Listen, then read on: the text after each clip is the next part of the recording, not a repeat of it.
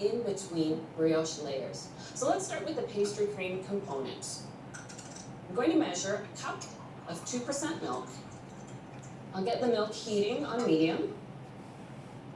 I'll infuse the flavor of half a vanilla bean. So this tart was named by Brigit Bardot, who would come into this French bakery in Saint-Tropez, France, and eat this dessert every day. And it didn't have a name at that point. It was a new creation of the pastry chef, and so she called it the Tarte Tropezienne. Whisk in the seeds, let that vanilla flavor infuse.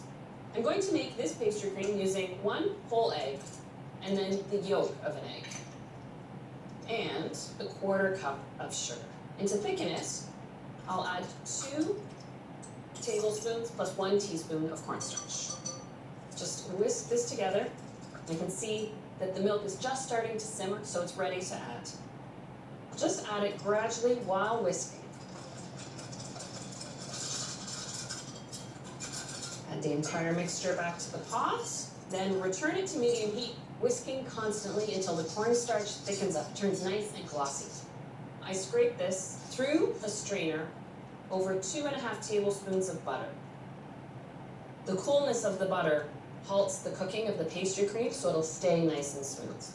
Cover it so that the surface of the plastic wrap sits right on the pastry cream itself. That way you avoid getting the dreaded pudding skin. I have one that's already cooled completely to room temperature. And since I'm baking with brioche, I figure let's enrich everything. I want to add an additional 1/4 cup of butter and just soften it up a little bit. And I'll take my cooled but not yet chilled pastry cream. Now that I've got the butter smoothly worked into that first spoonful, combine it fully. Now that the pastry cream is cooled down, you don't have to have the plastic wrap directly on the surface to avoid getting the dreaded pudding skin. This is the same brioche recipe that I made and baked in the classic tins, but now for the Tarte Tropezienne, it takes a different style.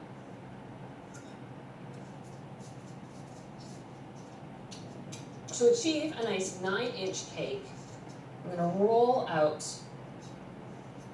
the brioche dough. I'm baking the brioche just flat on a baking tray. It's still cold, so it has to proof for an hour and a half before it's ready for the oven. I have one already proofed, and you really can see how it's risen up. Gently brush it with that egg wash. Because this isn't a terribly sweet dessert, you can take a little sprinkle of sugar on top. This is a special baking sugar. It's called pearl sugar. You can purchase pearl sugar at specialty food stores, but if you can't find it, all you have to do is take a few sugar cubes, about 5, put them in a resealable bag, crush them lightly, and sprinkle that on top. This is ready for the oven, which has been heated to 350, and it takes 20 minutes to bake.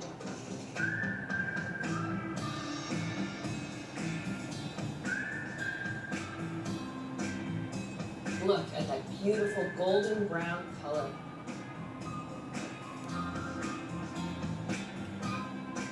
I love how the pearl sugar stays on top to add that nice little crunch. But of course within is that soft, delicate, buttery brioche. This one has already cooled down, so now I can assemble it.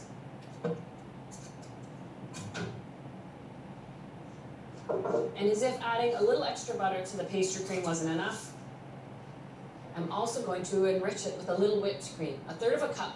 This dessert may not taste too sweet, but it certainly is rich. Now, to prepare the tart, just slice it open horizontally. Using a bread knife is best.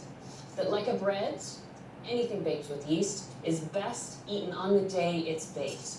You've got that buttery brioche, the pastry cream filling with the vanilla bean speckles throughout it, the crunchy top to the Tarte Tropezienne. It's no wonder that Brigit Bardot wanted to eat it every day. Now that you've mastered the dough, the classic brioche, and an elegant French dessert, we can move you up to the next